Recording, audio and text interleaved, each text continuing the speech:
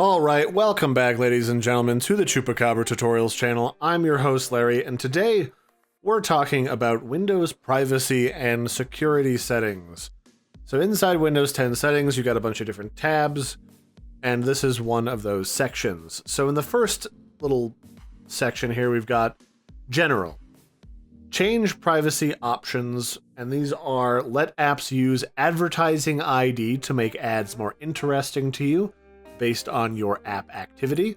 So if you don't want targeted personal ads, turn this one off. Then we have let websites provide locally relevant content by accessing my language list. Again, I don't really need Microsoft to give me targeted ads because I find that creepy, so I leave that off. Let Windows track app launches to improve start and search results. So what this is going to do is it's going to keep an eye on what programs you use a lot. So if you want to launch it from the search menu, it'll pop that one up first, as opposed to some weird app you downloaded just to try it because it was free. Show me suggested content in the settings app. This will let you know if there's some relevant settings that you might want to use, so I just leave that on. Speech. Online speech recognition. Use your voice for dictation and other apps using Microsoft's online speech recognition technology. With this setting turned off, you can still use Windows speech recognition app or other speech apps that do not depend on this setting. So you can turn this on or off if you want your specific voice patterns to be recognized by Microsoft's system. I don't really use speech stuff on Windows at all, so I leave this off, but that's where this is if you need to turn this on. Inking and typing personalization. Do you want it to keep an eye on you drawing and writing with a tablet, cursor for your stylus, so that it can kind of personalize and understand how you do stuff? If you want that turned on or off, that's right here. It'll kind of keep a history of your handwriting patterns to kind of figure out how to understand what you're trying to write by hand better. We've got diagnostics and feedback. This is the diagnostic data sent to Microsoft. So what this is choose how much diagnostic data you want to send to Microsoft. Diagnostic data is used to help keep Windows secure and up to date, troubleshooting problems and making product improvements. Regardless of which option you select, your device will be equally secure and operate normally. So for whatever reason, I can't change a lot of these settings, but this is basically, do you want to send your diagnostic data to Microsoft? Yes or no? So they really require some diagnostic data no matter what you do. They're always going to send it regardless of what you set. And clearly they won't let me set this at all. So if you're into those Illuminati conspiracies, now's your chance. So down here we have tailored experiences. Let Microsoft use your diagnostic data, excluding information about websites you browse, to offer you personalized tips, ads, and recommendations to enhance your Microsoft experience. Again, I'm not really into that, so I don't really want targeted ads. I'm going to leave that off. And up here we have improved inking and typing. Send optional inking and typing diagnostic data to Microsoft to improve language recognition and suggestion capabilities of apps and services. Pretty much all of this is do you want to send your data so that Microsoft can improve their products? Up to you. View diagnostic data. Turn on this setting to see your data in the diagnostic data viewer. Setting uses up to 1 GB of hard drive space. So do you want to see the diagnostic data that gets sent to Microsoft? If so, click this on, and then you can open the diagnostic data viewer to look at what they get sent. You can also delete diagnostic data. Delete the diagnostic data that Microsoft has collected about this device. Once you choose to delete your data, we'll start the process of removing copies from our system. If you have the Microsoft account, you might have additional diagnostic data that you can delete on the privacy dashboard online. So you can click on this to get rid of that if you want. If this is a company-owned device, your IT department might have a copy of some of this device's diagnostic data. And then how feedback frequency. Windows should ask for my feedback automatically, always, once a day, once a week, never. That's all those settings. Activity history. So jump back into what you were doing on your device by storing your activity history, including info about the websites you browse and how you use apps and services. So do you want to store that activity history on this device? Yes or no? Send my activity history to Microsoft? Yes or no? Show activities from these accounts? On or off? clear activity history for these accounts, you can hit the clear button. Bing, bang, boom, pretty straightforward. Location data. Allow location data on this device. This is currently set to off because I don't really like anyone doing location data because it ends up getting really creepy, and I barely let any programs use it on my phone except for like maps. So if you want to allow this to be used on your computer, you can change it here by clicking the change button, which will open up a little window that says, do you want location access for this device on or off? You can change that there and then click off. Allow apps to access your location data. Do you want it? Yes or no? Default location. You can set the default location where this PC goes. So in the event that you don't want to enable location data, but you still want to use some of that, or you just don't have the ability to send accurate location data to the apps or Microsoft, you can set a location manually. Then you can clear your location history here. And then down here, there's a list of apps that would love my location data, and you can turn them on or off individually depending on your personal preferences. Allow desktop apps to access your location, yes or no?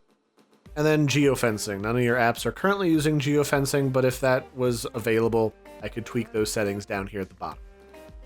Next up, we have camera. Do you want different things to have access to your camera on this computer? Yes, because some of the stuff that I use requires it. Allow apps to access your camera? Yes, because again, some of them require it to function at all. And here's all the programs that want to use it. And then you can turn them on or off as you desire. Like if you don't want Skype to have access, you can say no. Skype can go take a long walk off of a plank or something. Then do you want desktop apps to access your camera? Yes or no? And here's the apps that want to use it. These are mostly like third-party apps. These are like first-party apps.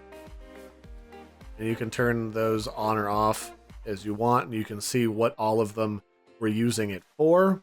It was like last access here. This is where this program's installed. This is kind of handy if there's a program on your system that's accessing your camera and you don't really know why. You can see which one accessed it last and then disable or delete it.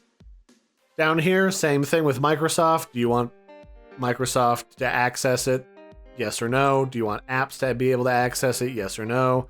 Do you want desktop apps to be able to access it? Yes or no? All that jazz. Voice activation. So voice activation, choose whether apps can listen for voice keywords and then continue listening to the microphone after a keyword is detected. If a microphone access is turned off, these settings will be unavailable. So I've left this on just because I don't tend to use those services anyway, so I've just never had a cause to turn this off. But do you want apps to use it? Yes or no? Do you want apps to use voice activation when its device is locked? Yes or no? This is kind of more of a tablet question, like, do you want your locked tablet to be constantly listening for stuff and then possibly unlocking? I wouldn't. Choose your default app for headset button press. I don't really have a button for that on like a physical tablet. This is a desktop PC, so that's on, but I haven't really been able to use it. And then choose which apps can use voice activation. I don't use Cortana, so I left it off, but you can turn all the ones that want access to that on or off at the bottom here. Notifications. Allow access to user notifications on this device. I said yes because there's certain system notifications that Windows will only send you through your notifications panel, so that's kind of useful to have. And allow apps to access your notifications. Sure. Account info. Do you want to allow access to account info on this device? Yes or no? Allow apps to access your account info on or off, and then here's what wants to access them. Although I've got all that turned off. Contacts. Allow access to contacts on this device. On or off here at the top. Do you want to allow apps access to your contents? Yes, or contacts? Yes or no? And you can control who gets to have that down here. Calendar. Do you want to allow access to calendars on this device? Yes or no? Do you want to allow apps access to your calendar? Yes or no? This is the ones that have access. Do you want to let them keep it? Yes or no? Same thing with phone calls. Do you want to allow phone calls on this device? I actually do through the web browser. But this can be kind of handy if you hook up your phone to your PC to directly handle calls off of your Android device or your iPhone. And you can say, do you want this, yes or no? And then enable or disable all the apps that have access to that. Similar thing for call history. Do you want access to call history on this device, yes or no? Do you want to allow apps access to your call history, yes or no? You can say yes or no to specific apps that are trying to get that information down here at the bottom. And I do like that they actually give you the ability to say, like, these apps want it. Do you want to actually give them that information? Sometimes yes, sometimes no. It really just depends on the app. Same thing for email. Do you want to allow access to it on this computer? Do you want to allow apps to access it? And do you want to allow these specific apps to have access? Same thing with tasks. Do you want to allow tasks on this device? Yes or no? Allow apps to access your tasks on this device? Yes or no? I've never actually used that, and apparently none of the programs on my computer want that information either. Same thing with messaging. And down here you can see what programs actually want to access the messaging available through Microsoft. We've also got radios. Allow access to control radios on this device. And allow apps to control device radios on or off. I've never actually messed with that. Some apps that use radios like Bluetooth. Okay, so that is Bluetooth. Got it. Good to know. Then other devices. Communicate with unpaired devices. Let your apps automatically share and sync info with wireless devices that don't explicitly pair with your PC, tablet, or phone. No, I don't want that at all. Use trusted devices. Examples, Xbox One TV projectors. I don't have anything set up that way, and I don't really want this to just randomly talk to things, so let's turn that off. Background apps. Let apps run in the background, yes or no? What it runs in the background? Literally everything. You can disable anything that you don't want active in the background, although most of the stuff stays off anyway. So yeah, let's turn this off. And this, and this. Yeah, I don't know why some of these would want to run in the background. I guess games just want to constantly spit ads at you with hopes that you'll look at them. So next up, we've got App Diagnostics. Do you want App Diagnostic info access for this device? Yes or no? Allow apps to access diagnostic info. This I might leave on just because it's good for apps that want it to be able to figure out what's breaking if something goes wrong. And that's one way that they can do it, by accessing specific diagnostic data. It looks like almost nothing wants it except tips. Automatic file downloads. Windows can automatically download online-only files from your online storage providers such as OneDrive for apps that request them. If you block any of those apps from requesting automatic file downloads, you can unblock them here. I don't have that enabled, nor do I have any apps that want that, but if you had, it would show up here, and you could allow or disallow access. Documents. Allow access to document libraries on this device. Yes or no? Allow apps to access it. Yes or no? And here's the apps that want it. Pictures. Allow access to picture libraries on this device. Yes or no? What wants it? Down here you can kind of see. Oh.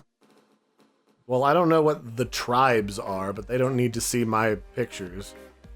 Not that I've got anything weird, but it's my pictures, and I don't need some weird app deciding that they get to have access and copies to it. Allow access to video libraries. Yes or no? Allow apps to access it. Yes or no? I'll just say no to that one, because I don't know why a random game would want access to my videos. And then down here on file systems, allow access to the file system on this device. Yes or no? Allow apps to access your file system. Yes or no? And the list of apps that have it. Looks like nothing for this one. So most of this is just, these are features that Windows has, and you can revoke these permissions from all programs anytime that you want if you feel like it's becoming a problem. Which is nice. You can go through them individually, one by one, and be like, what apps are touching this? I don't want this to be a thing. And then turn it off, and then you're done. The apps can't get access to that information, and you can go about your day. So that'll be it for this one, ladies and gentlemen. This has just been a brief look at the privacy tab in the Windows 10 settings. I hope you found this helpful. It's actually quite simplistic. You want something to have access? Yes or no? So I'll catch you next time. Don't forget to like and subscribe, and bye everybody, and have a good one.